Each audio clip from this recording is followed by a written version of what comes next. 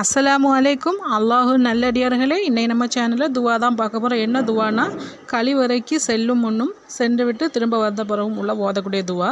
First கழிவறைக்கு உள்ளே செல்லும் போது இந்த துவாவை ஓத வேண்டும். அது என்னென்னா, பிஸ்மில்லாஹி அல்லாஹும்மா இன்னி அஊதுபிக்க மினல் ஹுபுதி வல் ஹபாயிதி என்று. இதுக்கு பொருள் என்னென்னா, அல்லாஹுவின் திருநாமத்தை கொண்டு ஆரம்பிக்கிறேன்.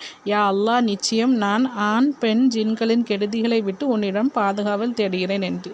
அடுத்து கழிவறையை விட்டு வெளியே வரும்போது இந்த துவா ஓதணும். அது என்னென்னா, குஃப்ரானக்கா அல்ஹம்துலில்லாஹில்லதி அதுஹபா அன்னில் ஆதா வா அஃபானி. இதுக்கு பொருள் என்னென்னா, யா அல்லாஹ், நீ பாவத்தை மன்னிப்பதை கேட்கிறேன். எனது வயிற்றில் வேதனை செய்யக்கூடிய அசுத்தங்களை வெளியாக்கி எனது கஷ்டங்களை நீக்கி சுகத்தை தந்த அல்லாஹுக்கே எல்லா புகழும் என்று.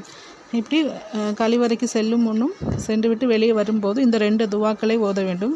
அடுத்து கழிவறைக்குள்ள ஒழுக்கங்கள் என்னென்னா, கழிவறைக்குள் செல்லும்போது பிஸ்மில்லா ஓதுவதால் ஷைத்தானுடைய கண்களுக்கும் மனிதனுடைய மர்மஸ்தானத்துக்கும் இடையில் அது திரையாக ஆகிவிடுகின்றது. மலஜலம் கழிக்கும் வேளையில் தனது உடலில் உள்ள அசுத்தங்களை பற்றியே எண்ண வேண்டும். அல்லாஹுவின் திருநாமம் அல்லது நபி ஸல்லல்லாஹு அலைஹி வஸல்லம் அவர்கள் பெயர் பதியப்பட்ட மோதிரம், குர்ஆனின் ஆயத்துகளை வெளியே வைத்து விட்டு செல்லவும். ஓதுதல் திக்ரு செய்தல் கூடாது. அடுத்து தலையை மறைப்பது, காலணியை அணிவது சுன்னத்து.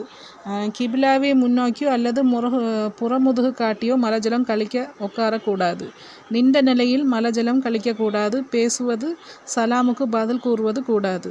அமரும் போது கீழாடையை கொஞ்சம் கொஞ்சமாக உயர்த்த வேண்டும். பல் துலக்குவது, மலஜலத்தின் மீது எச்சில் துப்புவது, வலது கையால் சுத்தம் செய்வது ஆகியவை கூடாது.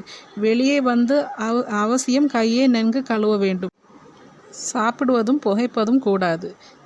தேவைக்கு அதிகமான நேரம் இருக்கக்கூடாது. இதெல்லாம் கழிவறையின் உள்ள ஒழுக்கங்கள். இதெல்லாம் கொஞ்சம் பின்பற்றணும். அதுக்கப்புறம் என்னுடைய சேனலில் இதே மாதிரி நிறைய துவாக்கள் நம்ம போட்டிருக்கோம். அதை பாருங்கள். பார்த்துட்டு லைக் பண்ணுங்கள், ஷேர் பண்ணுங்கள்.